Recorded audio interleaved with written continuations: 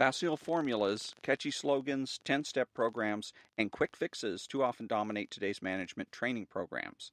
But in organizations, as in all of life, human behavior is seldom predictable, and business dilemmas do not easily lend themselves to gimmicks or simplistic answers. In Management of the Absurd, psychologist, educator, and former CEO Richard Farson presents a series of management paradoxes designed to challenge conventional wisdom and encourage managers to re-examine their assumptions about effective leadership. Good morning. This is Ron. It is Saturday, November the 4th. Welcome to Storytime.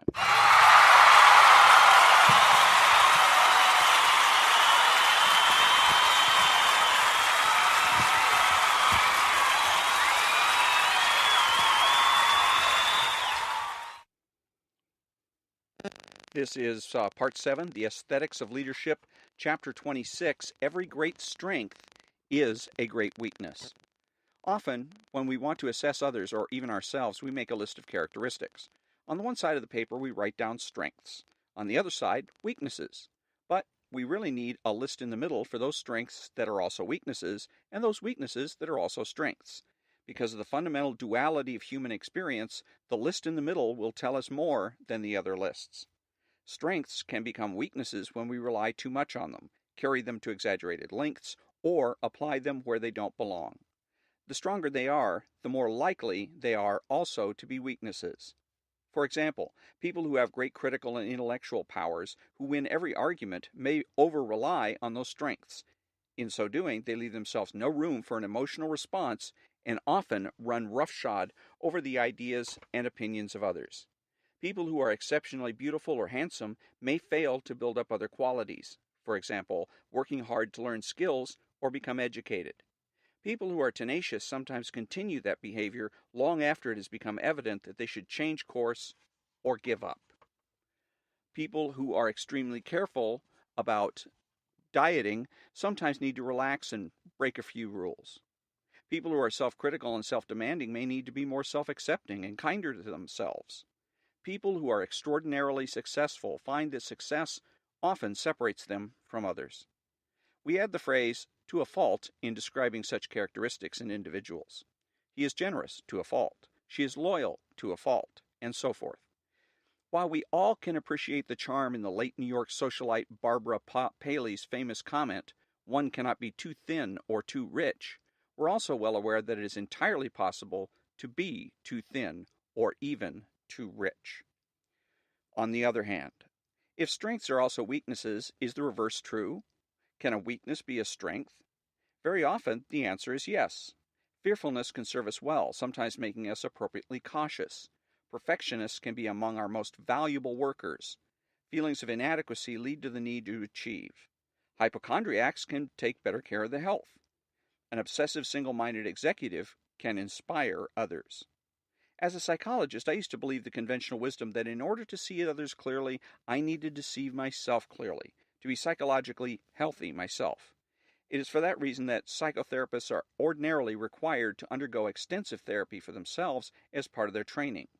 But I'm suspicious of the idea now. So many brilliant leaders in my field are, in their own personal dealings, extremely difficult individuals who are clearly in less than optimal psychological health. Yet they demonstrate an uncanny ability to read other people quickly and with great understanding. I now believe that such people exemplify a terrible weakness that is also a great strength. Many giants of psychology have extraordinary abilities not in spite of, but because of their own emotional disabilities. Experiences in their lives have led them to be uncomfortable with others, have taught them to read people quickly and carefully, because others have always represented a potential threat.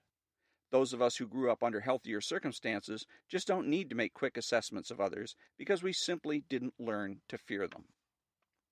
Two companies, same paradox.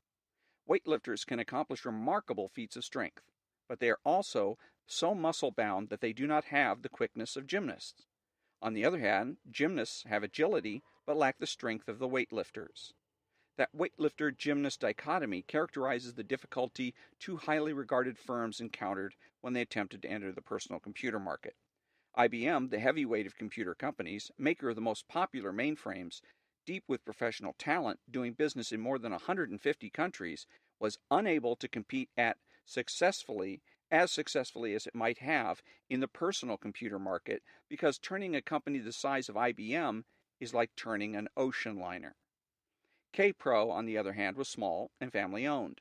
The company was led by the electronic genius who had designed its highly successful digital voltmeter, a device that commanded more than half the market. Now a personal computer was in the works.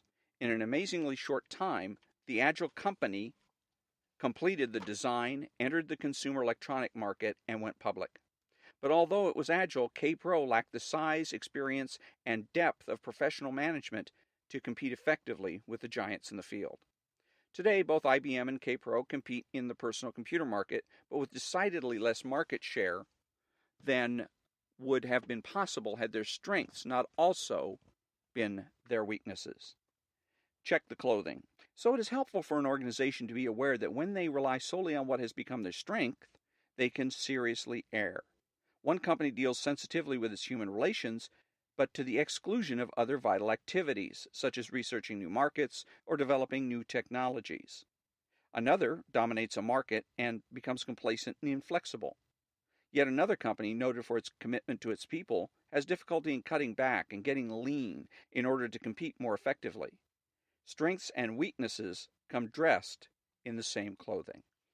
And that was chapter 26. What are great strengths are also great weaknesses. And coming up tomorrow on the 5th of November, Sunday, is chapter 27. Morale is unrelated to productivity. So until then, thank you very much for joining me, and have a great day.